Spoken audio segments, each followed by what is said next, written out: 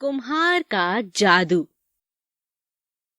एक गांव में राजू नाम का कुम्हार रहा करता था। वह बड़ा ही ईमानदार था, लेकिन उसे बुरे कामों की लत लग गई थी। साथ ही साथ वह खुद से हमेशा कहता, मैं मिट्टी से अलग चीजें बनाऊंगा और एक दिन बहुत सारा पैसा कमाऊंगा। राजू मिट्टी के बर्तन बनाता था। सभी गांव वाले उसकी कारीगरी की बहुत तारीफ करते थे और कहते, राजू के हाथ में तो जादू है। राजू बहुत खुश होता और मन ही मन सोचता, सभी गांव वालों को मेरा काम बहुत पसंद आता है, बस यूं ही मैं तरक्की करता रहूं। राजू कोई भी चीज बनाता, सभी गांव वाले उसे खरीदने लगते। एक दिन राजू ने बड़ी ही सुंदर सुराही बनाई। उस पर राजू ने बड़ी ही सुंदर चित्रकारी की हुई थी। तभी उसके पास से एक व्यापारी निकला। उसने वह सुराही देखी और राजू के पास जाकर बोला, अद्भुत!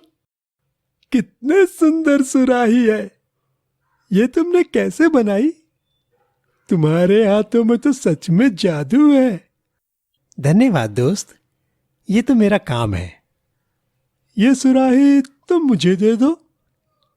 दोस्त, ये लो, ये तुम ऐसे ही ले जाओ, मेरी ओर से तोहफा है। नहीं नहीं, इसमें तुम्हारी मेहनत है। व्यापारी ने राजू से सुराही ले ली और बदले में ढेर सारी सोने की मुद्राएं दे दी। व्यापारी वहां से चला गया। राजू खुश होकर कहने लगा, अरे वाह, इतने सारे सोने की मुद्राएं! अब मैं इनसे अच्छा खाना, कपड़े और सब कुछ लूंगा और साथ ही साथ और मिट्टी खरीद लूंगा ताकि और सामान बना पाऊं।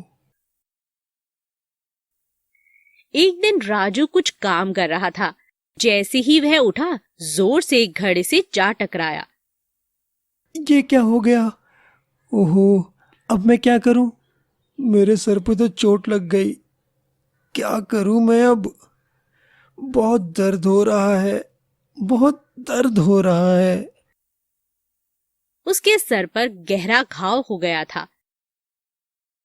कुछ दिनों के बाद घाव तो भर गया, लेकिन एक दाग छोड़ गया। अब राजू मन ही मन सोचने लगा, ये क्या? मेरे सर पे तो गहरा घाव हो गया। अब ये दाग जाएगा भी कि नहीं? इस घटना के कुछ सालों बाद उस गांव में अकाल पड़ा। रोजी रोटी की तलाश में वहां के लोगों को गांव छोड़कर किसी दूसरे राज्य में जाना पड़ा।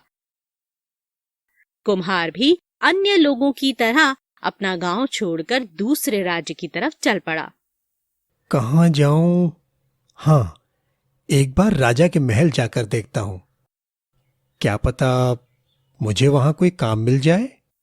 कुम्हार बड़ा भाग्यशाली था और उसे राजा के महल में नौकरी मिल गई। वह बहुत खुश हो गया। धन्यवाद भगवान जी, आज आपकी कृपा से मुझे राजमहल में नौकरी मिल गई। कुम्हार महल में भी अलग अलग तरह के बर्तन बनाता, उसमें चित्रकारी करता और राजमहल में भी सब उसकी अनोखी चित्रकारी देखकर हैरान रह जाते। राजू के हाथों में तो जादू है। बिल्कुल, राजू के हाथों में तो वाकई जादू है। एक दिन राजा महल में सैर कर रहा था। राजा कुम्हार के पास गया और कहने लगा, वाह, कितनी सुंदर चित्रकारी करते हो तुम। तुम तो मिट्टी से बनी चीजों में भी जान डाल देते हो। धन्यवाद महाराज। राजा उस कुम्हार की कुछ ज्यादा ही इज्जत करता था। कुछ समय बाद कुम्हार के पद में भी तरक्की हुई और वह राजा के दरबार में एक सम्मानित दरबारी बन गया। अपने बड़े हुए ओहदे और बढ़ी हुई इज्जत से कुम्हार भी काफी खुश था। एक दिन पड़ोस के राज्य ने उस राज्य पर आक्रमण कर दिया। राजा ने कुम्हार से कहा, हमें लगता है हमारी सेना का नेतृत्व तुम जैसे वीर पुरुष को करनी चाहिए। जाओ और सेनापति का पद संभालो। अभी इस राज्य को तुम्हारी सख्त जरूरत है।